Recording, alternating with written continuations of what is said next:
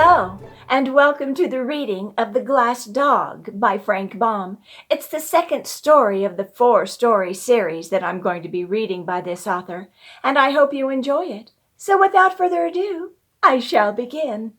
The Glass Dog by Frank Baum.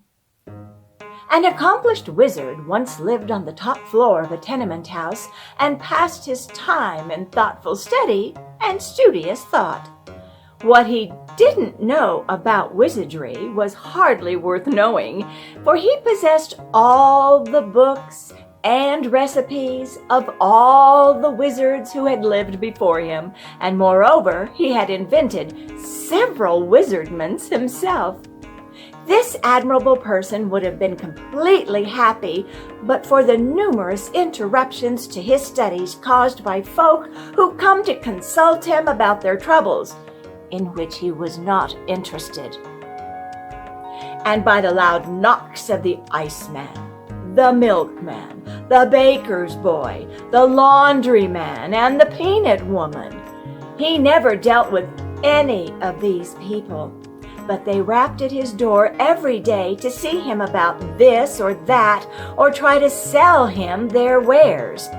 Just when he was most deeply interested in his books or engaged in watching the bubbling of a cauldron, there would come a knock at his door, and after sending the intruder away, he always found he had lost his train of thought or ruined his compound. At length, these interruptions aroused his anger, and he decided he must have a dog to keep people away from his door. He didn't know where to find a dog, but in the next room lived a poor glass blower with whom he had a slight acquaintance. So he went into the man's apartment and asked, "Where can I find a dog?" "What sort of dog?" inquired the glass blower. "A good dog, one that will bark at people and drive them away, one that will be no trouble to keep and won't expect to be fed, one that has no fleas and is neat in his habits, one that will obey me when I speak to him. In short, a good dog," said the wizard. "Such a dog is hard to find," returned the glass blower, who was busy making a blue glass flower pot with a pink glass rose bush in it. Ooh, that sounds pretty. Having green glass leaves and yellow glass roses. The wizard watched him thoughtfully. "Why cannot you blow me a dog out of glass?" he asked presently. "I can," declared the glass blower, "but it would not bark at people." "Oh, I'll fix that easily enough," replied the other. "If I could not make a glass dog bark, I would be a mighty poor wizard." "Very well. If you can use a glass dog, I'll be pleased to blow one for you. Only you must pay me for my work." "Oh, certainly," agreed the wizard, "but I have none of that horrid stuff you call money. You must take some of my wares in exchange." The glass blower considered the matter for a moment. "Could you give me something to cure my rheumatism?" he asked. "Oh, yes, easily," replied the wizard. "Then it's a bargain. I'll start the dog at once. What color of glass do I use?" "Pink is a pretty color," said the wizard, "and it's unusual for a dog, isn't it?" "Very," answered the glass blower, "but it shall be pink." So the wizard went back to his studies, and the glass blower began to make the dog. Next morning he entered the wizard's room with the glass dog under his arm and set it carefully upon the table. It was a beautiful pink in color, with a fine coat of spun glass, and about its neck was twisted a blue glass ribbon. Its eyes were specks of black glass and sparkled intelligently, as do many of the glass eyes worn by men. The wizard expressed himself pleased with the glass blower's skill, and at once handed him a small vial. This will cure your rheumatism," said the wizard. "But the vial is empty," protested the glass blower. "Oh, no, there is 1 drop of liquid in it," was the wizard's reply. "Will 1 drop cure my rheumatism?" inquired the glass blower in wonder. "Most certainly. That is a marvelous remedy. The 1 drop contained in the vial will cure instantly any kind of disease ever known to humanity. Therefore, it is especially good for rheumatism.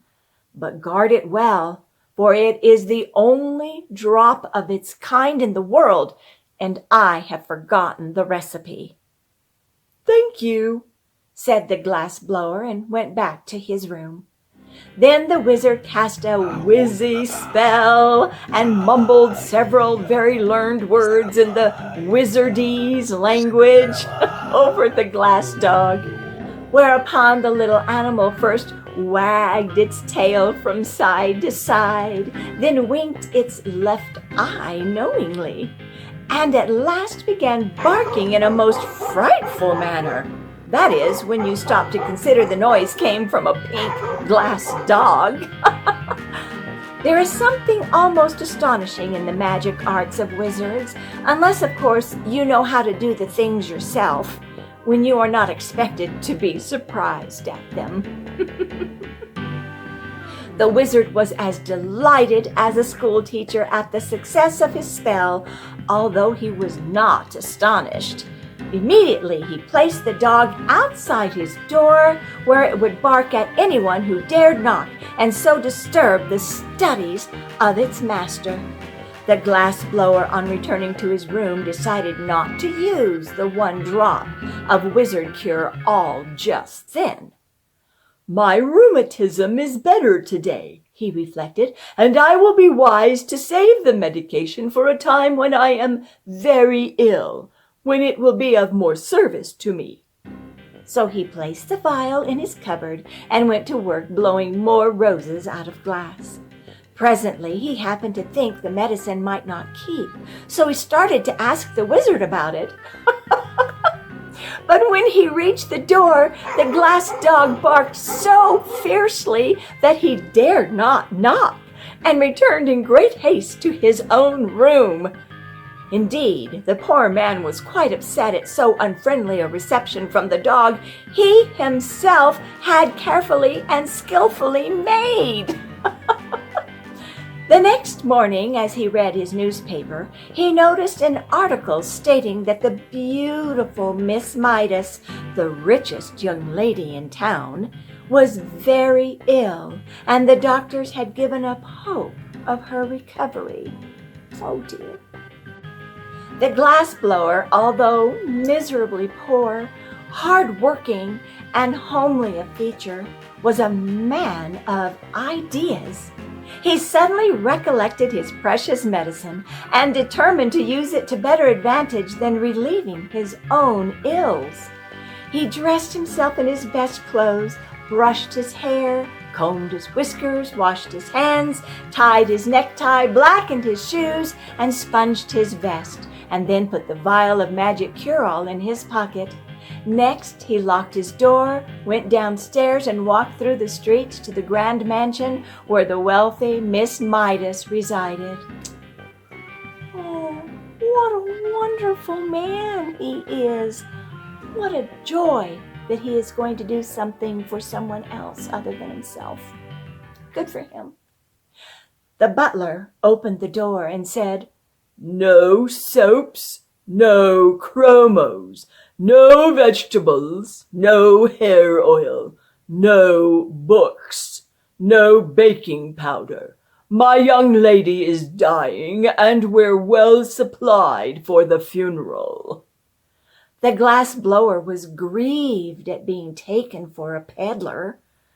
"My friend," he began proudly, but the butler interrupted him, saying, "No tombstones either. There's a family graveyard and the monument's built." "The graveyard won't be needed if you will permit me to speak," said the glass blower. "No doctors, sir. They've given up my young lady, and she's given up the doctors," continued the butler calmly. "I'm no doctor," returned the glass blower. "Nor are the others. But what is your errand?" "I call to cure your young lady by means of a magical compound." "Step in, please, and take a seat in the hall. I'll speak to the housekeeper," said the butler more politely. So he spoke to the housekeeper, and the housekeeper mentioned the matter to the steward, and the steward consulted the chef, and the chef kissed the lady's maid and sent her to see the stranger. Thus are the very wealthy hedged around with ceremony, even when dying. When the lady's maid heard from the glass blower that he had a medicine which would cure her mistress, she said, "I'm glad you came." "But," said he, "if I restore your mistress to health, she must marry me." "I'll make inquiries and see if she's willing," answered the maid, and went at once to consult Miss Midas. The young lady did not hesitate an instant. "I'd marry any old thing rather than die," she cried. "Bring him here at once." So the glass blower came, poured the magic drop into a little water, gave it to the patient, and the next minute Miss Midas was as well as she had ever been in her life. Hooray! "Dear me!" she exclaimed. "I've an engagement at the Fritters' reception tonight. Bring my pearl-colored silk, Marie, and I will begin my toilet at once." Toilet is preparations for makeup and such. "And don't forget to cancel the order for the funeral flowers and your mourning gown." "But, Miss Midas," remonstrated the glass blower who stood by, "you promised to marry me if I cured you." "I know," said the young lady, "but we must have time to make proper announcement in the society papers and have the wedding cards engraved. Call tomorrow and we'll talk it over." The glass blower had not impressed her favorably as a husband, and she was glad to find an excuse for getting rid of him for a time, and she did not want to miss the Fritters' reception. Oh no, we mustn't miss that, must we? Yet the man went home filled with joy, for he thought his stratagem had succeeded, and he was about to marry a rich wife who would keep him in luxury forever afterward. I wonder about that statement. The first thing he did on reaching his room was to, smash his glass-blowing tools and throw them out the window. No! He then sat down to figure out ways of spending his wife's money. The following day he called upon Miss Midas, who was reading a novel and eating chocolate creams as happily as if she had never been ill in her life. "Where did you get the magic compound that cured me?" she asked. "From a learned wizard," said he, and then thinking it would interest her, he told her how he had made the glass dog for the wizard and how it barked and kept everybody from bothering him. "How delightful," said she. "I've always wanted a glass dog that could bark." "Really? She did?" "But there is only one in the world," he answered, "and it belongs to the wizard." "You must buy it for me," said the lady. "The wizard cares nothing about money," replied the glass blower. "Then you must steal it for me," she retorted. "I can never live happily another day unless I have a glass dog that barks." The glass blower was much distressed at this, but said he would see what he could do.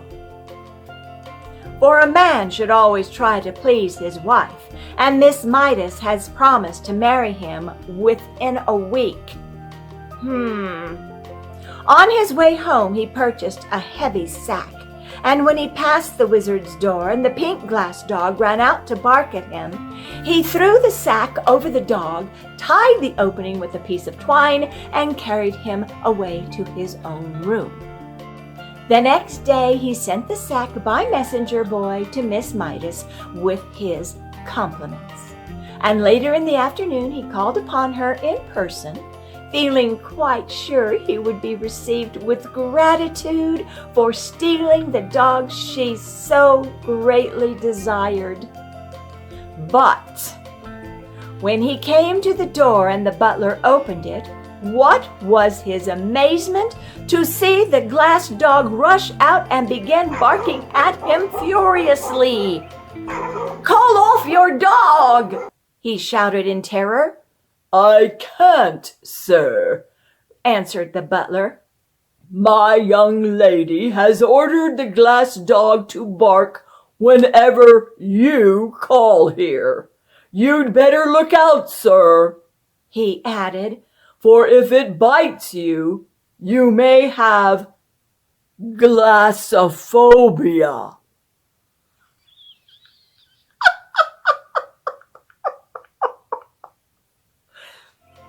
This so frightened the poor glass blower that he went away hurriedly.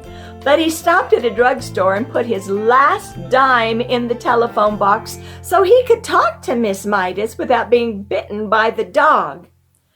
"Give me PELF 6742, he called. "Hello, what is it?" said a voice. "I want to speak with Miss Midas," said the glass blower. Presently a sweet voice said, "This is Miss Midas. What is it?"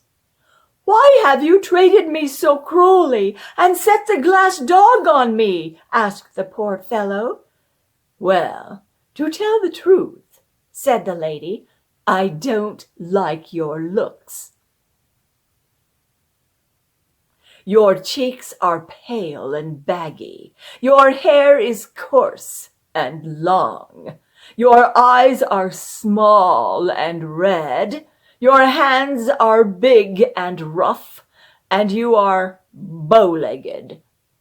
"But I can't help my looks," pleaded the glass blower, "and you really promised to marry me." "If you were better looking, I'd keep my promise," she returned. "But under the circumstances, you are no fit mate for me. And unless you keep away from my mansion, I shall set my glass dog on you." She then dropped the phone and would have nothing more to say. The miserable glass blower went home with a heart bursting with disappointment and began tying a rope to the bedpost by which to hang himself. No, that's not a good idea. That's not a good idea. Someone knocked at the door, and upon opening it, he saw the wizard. "I've lost my dog," he announced. "Have you indeed?" replied the glass blower, tying a knot in the rope. "Yes, someone has stolen him."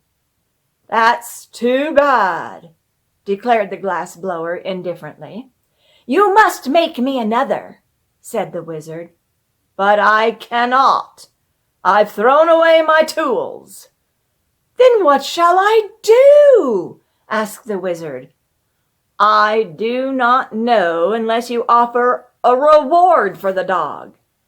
"But I have no money," said the wizard.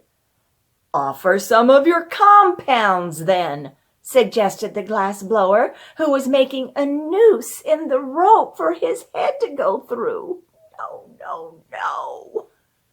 The only thing I can spare, replied the wizard thoughtfully, is a beauty powder. What? Cried the glass blower, throwing down the rope. Have you really such a thing? Yes, indeed. Whoever takes the powder will become the most beautiful person in the world. If you will offer that as a reward, said the glass blower eagerly, I'll try to find the dog for you, for above everything else I long to be beautiful. But I warn you, the beauty will only be skin deep, said the wizard. That's all right, replied the happy glass blower. When I lose my skin, I shan't care to remain beautiful. Then tell me where to find my dog, and you shall have the powder, promised the wizard. So the glass blower went out and pretended to search, and by he returned and said, I've discovered the dog. You will find him in the mansion of Miss Midas. The wizard went at once to see if this was true, and sure enough, the glass dog ran out and began barking at him.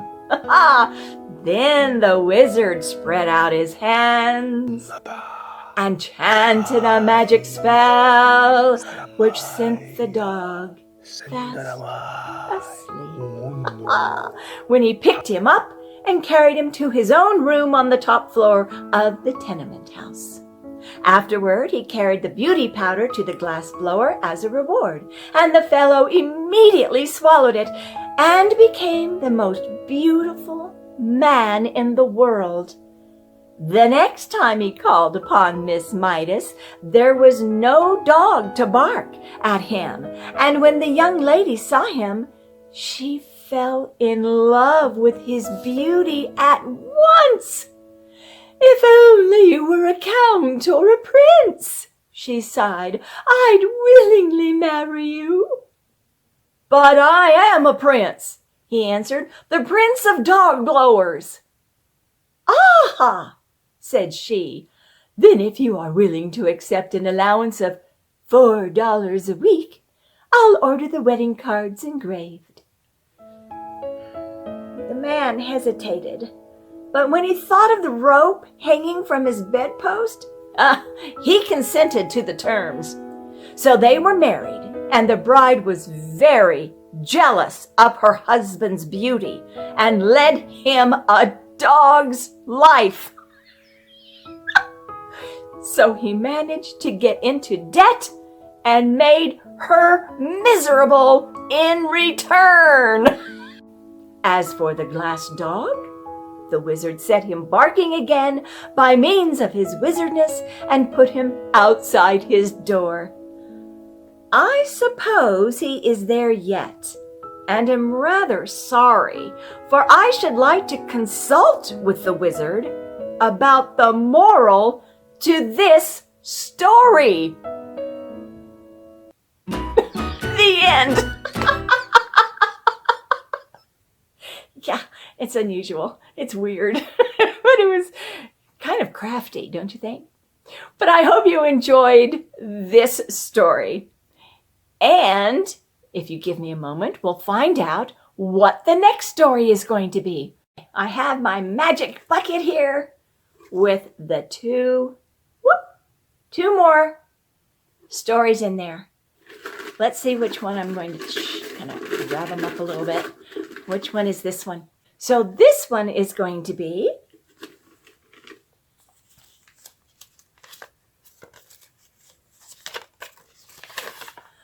The Magic Bonbons. Bonbons are candy. I hope that's what this story is about. The Magic Bonbons. So until we meet again to read The Magic Bonbons, from Frank Baum, I bid you good day